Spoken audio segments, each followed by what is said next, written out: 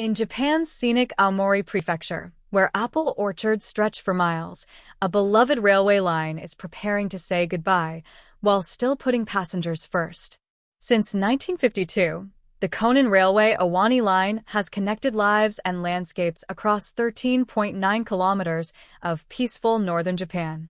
Known fondly as the Apple Orchard Railroad, its charming route links Hirosaki to the onsen town of Owani.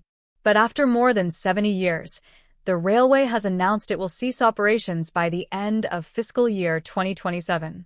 The reasons?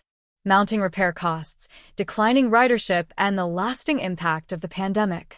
Still, instead of shutting down immediately, the company is choosing compassion over profit, continuing services at a loss to support the aging local community. Stations like Hirosaki are more than transit stops, they're pieces of history. From handcrafted decor to displays of Aomori's prized apples, every detail reflects the heart of the region.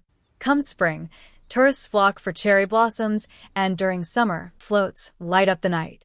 But soon, reaching these seasonal delights may take a little longer. A line that once symbolized movement now becomes a quiet tribute to resilience, community, and beauty on rails. The Apple Orchard Railroad may be fading, but its spirit rolls on.